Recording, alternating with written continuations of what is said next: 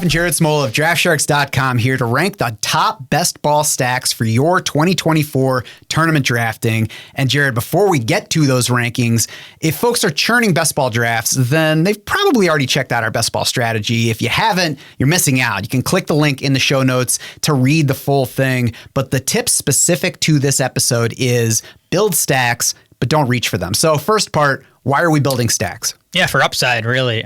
Stacks give us correlation, right? Drafting guys from the same team. I mean, literally, if a quarterback throws for more yards, his receivers have to, catch those yards. So if we can hit a quarterback or a receiver, you can do it vice versa. If you think your receiver is going to have a good year, you can draft his quarterback. It all works the same way, but it gives us correlation both from a weekly perspective, right? Quarterback has a big game. Some of his receivers have to have big games, and it gives us some correlation from a season-long perspective too. So it's just it's minimizing the things we need to get right. If you can nail one part of the stack, there's a good chance, the other parts of it are going to come along with whatever you nailed. Right. It's one correlated bet over two single bets if you're taking players from different teams. Now, that means more risk. If the team does poorly, then you're losing both of those, but it means a bigger payout. That's the truth with correlated bets if you're a betting person. Yep. And that's what we're going for here. And that's why we're talking about it specifically in the scope of larger field best ball tournaments. That's why stacks are most important there, because you need the biggest payouts to beat all of these other teams and get your optimal finish. If you're just in a single best ball league,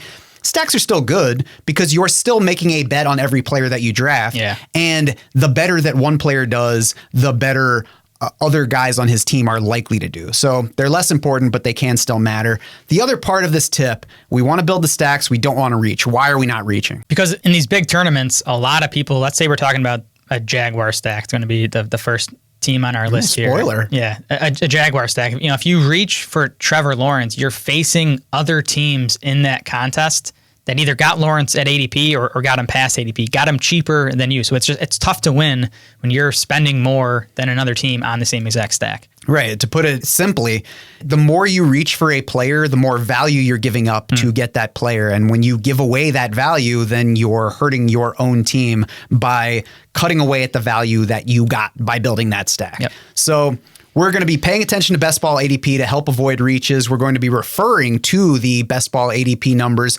on DraftSharks.com. Plenty in this show. You can find up-to-date numbers in that category on DraftSharks.com anytime. Check the link in the show notes to get to our best ball ADP. Now, though, it's time to get to those top 6 best ball stacks. We're going to start with the one that Jared already teased, the Jacksonville Jaguars at number 6. So, Jared, what I like about this one is the available options. Some teams are this quarterback and this one guy. Jacksonville offers you an array, and it starts with Trevor Lawrence at QB 14. Not necessarily an overall draft position, but the quarterback at QB 14 is a good value. Yeah, like you said, Lawrence is going round 10 in our consensus best ball ADP. And then you have these targets at every round, every range of drafts, right? Christian Kirk's like a round 4 pick.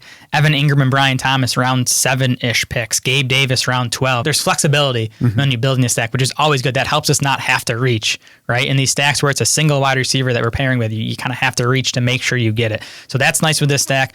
Just, more broadly speaking with Jacksonville, I think Trevor Lawrence and the Jags passing game in general was a little underwhelming last year. That was really because of the lack of passing touchdowns from this passing game. Trevor Lawrence had a 3.7% passing touchdown rate. That was 21st out of 31 qualifiers last year. Other than that, though, this was a good environment for passing production. The Jaguars were 6th in offensive plays last year. They were 5th in pass rate over expected, and they were 6th in pass attempts. So there was plenty of volume here. It was a pass-leaning offense. I think we're going to get the same thing in 2024. We just need better touchdown luck for Lawrence, and I think these stacks will deliver. I think my single favorite stack among this group, based on the prices you pay for everyone, is Trevor Lawrence with Evan Ingram, because we saw him stack up the targets in recent seasons, and Evan Ingram is just tight end 8 in ADP in best ball. So that's good value.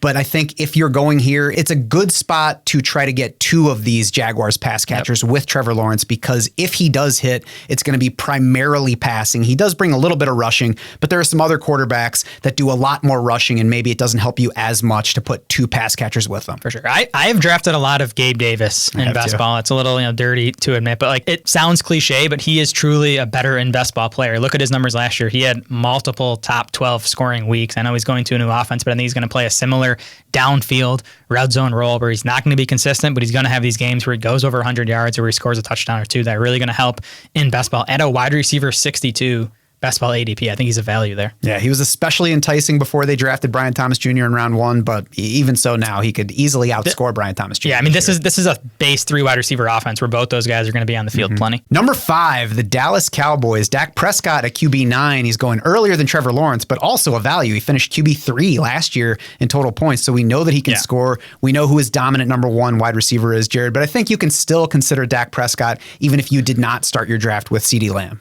Yeah, you said it. To me, Dak is the driver of why I like this stack. For the Jags, it's more the pass catchers and the value they're coming at why I like it. For Dallas, it's Dak. And like you said, he was quarterback 3 last year, quarterback 9 in ADP. I'm not really sure why folks are pushing him that far down the board. I mean, it's a pretty similar situation for Dak Prescott. If anything, you lose Tony Pollard. This looks like potentially the worst backfield in the NFL. Maybe they pass even more last year, and they were already 8th in pass attempts last year. Maybe they pass even more this year. Like you said, CeeDee Lamb, you kind of either get him or you don't, right? Because you got to have a top 2 pick to have a chance. But I like Brandon Cooks at wide receiver 56 in best ball ADP. I think that's a good value. And then Jake Ferguson, I know he's not super exciting, but the guy's going to catch a lot of passes. He did last year, and there's no reason to expect that to change. Tight end 9, that's right around where he finished last year. He had lots of end zone opportunities, so we're going to get big weeks from him. You don't need him to be an every week starter in this particular format. You can just take the peaks. And his biggest peak, by the way, didn't come until the playoffs. He finished tight end 8 without the 3 touchdown game that he put up against the Packers. So even if you don't have Lamb,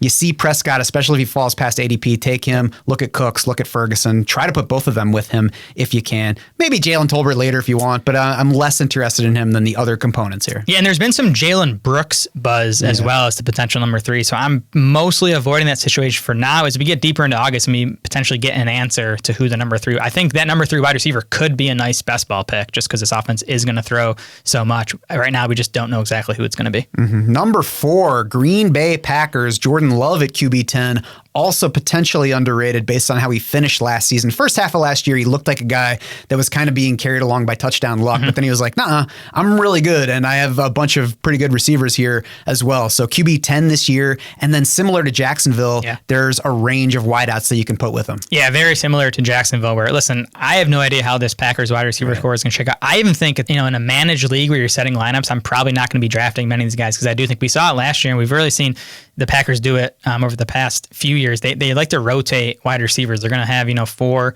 sometimes even 5 guys in a game, play somewhere between, 50 to 70% of the snaps or whatever it is. So it could be frustrating on a week-to-week basis. But I think all these guys at their price tags, Jaden Reed, wide receiver 34, Christian Watson, wide receiver 41, Romeo Doubs, wide receiver 57, Dontavian Wicks, wide receiver 57. These guys all, I think, in best ball are going to have enough, spike weeks to pay off their price tags. And Romeo Doubs is still a few spots ahead of Dontavian Wicks, 54 and 57 respectively.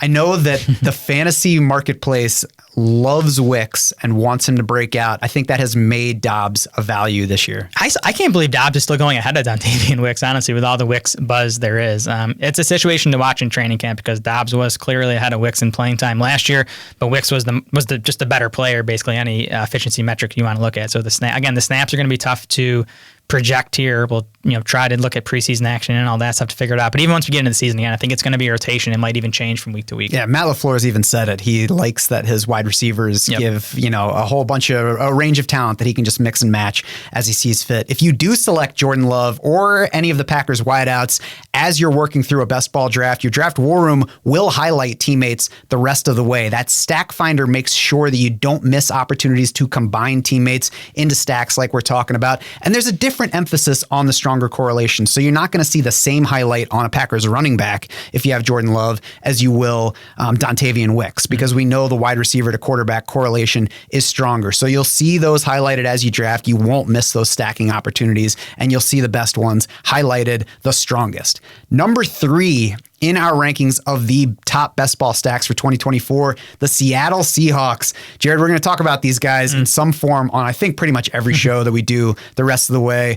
The quarterback is not the starting point here because of, I guess, he is the starting point, because of where he's going, but it's different than the other quarterbacks we talked about. It's because he's going so late. Right. Geno Smith at QB 22. Yeah, this is definitely a stack where you're going to take a wide receiver or two first and then tack on the quarterback, which I have done a lot. I have a lot of this Seahawks stack. Yeah, Geno Smith, quarterback 22 in best ball ADP. He's 19th in our rankings. And kind of similarly, I just think it's solid value across the board with the stack. DK Metcalf's actually going a bit higher than we have him ranked, but I think he's a fine value. Jaxon Smith-Njigba, he's 5 wide receiver spots higher in our rankings versus ADP. Tyler Lockett, as usual, 10 spots higher in our rankings versus ADP. Tyler Lockett, wide receiver 52 in ADP. Even Noah Fant, I think is a solid. He has climbed in ADP. I've noticed. He was in like the mid 20s a couple months ago. Now he's at tight end 19. We still have him 18th in our rankings, so he's still a solid value. So again, it's just a case of a lot of times I go into a draft obviously not planning for a Seahawks stack, but I end up taking one of these wide receivers, or I have a lot of teams with Jaxon Smith-Njigba and Tyler Lockett. And if I do that, Geno Smith's an easy take in the 15th or 16th round. Yeah, the less rushing that a quarterback does, the more it makes sense to try to get an extra pass catcher with him. And I agree, DK Metcalf looks like, if you look at the ADP market index, it looks like we don't like him versus the market. The issue there is he's not going to score. He's not going to be a consistent weekly scorer. He's going to have peaks and valleys, which is ideally played in the best ball format. We know that he has multiple touchdown upside every single week. And if Geno Smith hits big time, he's probably not leaving DK Metcalf behind. Exactly. Number 2, the Tennessee Titans. Yeah. Jared, come on, this one's not a mistake. This one's probably me, right? I'm kind of driving the Titans bandwagon, I feel like, this offseason. The starting point here is, the real starting point is the price tags on these guys, but I'm going to get to that next. I'm going to start with just the change in situation here in Tennessee. Obviously, the coaching staff changed. Mike Vrabel out, Brian Callahan in. Should mean maybe beyond Atlanta and I guess maybe Chicago, the biggest increase in pass volume is going to come in Tennessee, I think, this season, because the Titans never higher than 25th in pass attempts in 6 seasons under Vrabel. Callahan comes over from Cincinnati. The Bengals were top 14 in pass attempts in 4 of Callahan's 5 seasons there. So I think we're at least talking about a league average finish for pass attempts for Tennessee this year. So that's good. That obviously boosts all these guys. And then again, it's a cheap offensive stack. I also think it's going to be relatively concentrated, right? So we have Will Levis at quarterback 24. He's available at the very end of these best ball drafts. Calvin Ridley, wide receiver 35, and DeAndre Hopkins, wide receiver 40. I think they're both solid values there. And again, I think this is a situation where you could see those two, Ridley and Hopkins, approach 50% target share combined, right? Hopkins especially has been a solid target earner throughout his career, 27% target share at least in 6 of his last 7 seasons. Calvin Ridley, 22% target share last year, 24% in his prior healthy season before that. So again, I think if you get these guys close to 50% target share, and Will Levis has even just a decent season, this stack should pay off. Everything that Tennessee has done this offseason points to them throwing the ball quite a bit more, from hiring a head coach out of the Cincinnati offense to signing Calvin Ridley for a bunch of money to eventually signing Tyler Boyd to signing Tony Pollard after letting Derrick Henry walk. What's the big difference between those guys? One is an enormous runner. The other is a smallish pass catcher, actually kind of big, but doesn't run big. But everything that they are doing points to this team throwing, and the market just hates the Titans. So that's why they're number 2 here. It's not you must get some Titans. It's you could take some Titans later in your draft, and if they do anything good, it's going to be huge value. You mentioned the ADPs.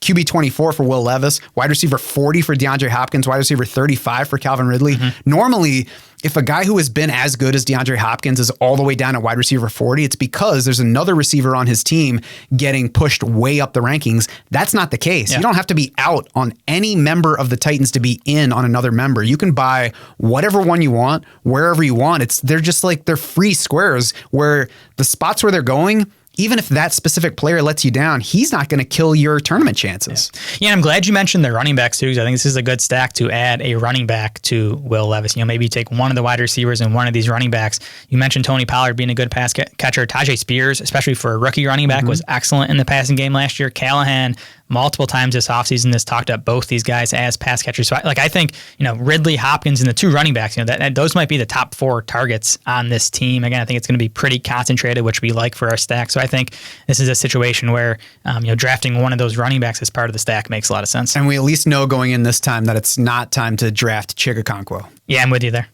Number one on our top best ball stacks for 2024, it's the Cincinnati Bengals, and that really shouldn't be a surprising number one. Joe Burrow has proved himself. He's QB8. We've talked about him being a value. Pretty easy pick. Jamar Chase, you're only getting if you're picking in that right range of round one. But I think the moment you take Jamar Chase, you're like, all right, let's see where Joe Burrow is going to make sense for me. Click the little star in your queue to make sure. And I do that. By the way, that's a good tip, I think, as you're in these drafts. As you draft a receiver or a quarterback, go in your queue and just star the other parts of the stack just so you don't miss them. Again, your draft war room is going to help with that, but it doesn't hurt to have a backup plan for that as well. I agree. I think it's a good move to make, but make sure that you're doing that when you're in a draft that you're going to stay on top of the whole time, because more than once I have done that planning for later, and then I'm like drafting on my phone at a kid's sporting event or something, and I lose track of it, and all of a sudden I've got Zach Wilson in round 9 of a super flex draft, and I'm like, oh, shouldn't have.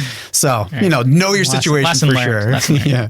To me, the Bengals are just such an easy bounce back bet after a 2023 that was really just wrecked by injuries to multiple players. We know Joe Burrow had the calf injury in August that kind of had him iffy for week 1, I think. Even then, he missed the final 7.5 games of the season. Tee Higgins missed 5 games and a big chunk of 3 more. Jamar Chase missed 1 game. So I'm just giving the Bengals kind of a mulligan for last year. I think this offense is still a safe bet to be near or at the top of the league in pass volume. The Bengals have finished 7th in pass attempts in each of the past 2 years. They've been 2nd in pass rate over expected each of the last 2 years. Now they lose Joe Mixon. We'll see what Zach Moss and Chase Brown give them, but it could be a weaker backfield, which would only push them more towards the pass. And I just think, Burrow, it starts with Burrow for me at quarterback 8. The guy was quarterback 4 in points per game in his last healthy season in 2022. I think he's a nice value at quarterback 8. I think Chase is fine where he's going. I think Tee Higgins is a nice value. And then you do have some cheap guys you can mix in here as well. I think Jermaine Burton, their rookie, who I think is the favorite for the number 3 wide receiver job. He's wide receiver 69 in ADP. Mike Gesicki, your guy, tight end 29 in ADP. He's cheap enough where, again,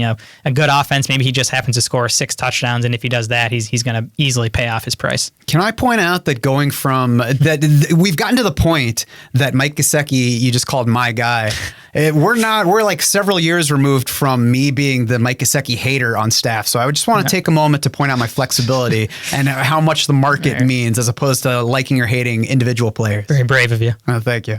I like all the options here. Love the upside on Jermaine Burton, and especially if you're playing on like Underdog Fantasy or some other format with playoff weeks, we've seen the spike potential in Joe Burrow, Jamar Chase, the Bengals offense. So you don't even have to say this could happen. You say this has happened. I'll take one of those 6 touchdown weeks from Joe Burrow when he's throwing to Jamar Chase for 200 yards in the playoffs. Exactly. We've got the stack finder. We've got best ball specific ADP. We've, of course, got our award-winning projections behind all of it. They are all working together to power your best ball draft war room. Just sync your best ball draft at draftsharks.com, and you'll create this draft assistant that will help guide your picks throughout your draft. Don't miss out on values. Don't just draft by ADP, and don't lose sight of the stacks coming your way. You need to find advantages, and we want to be your unfair advantage.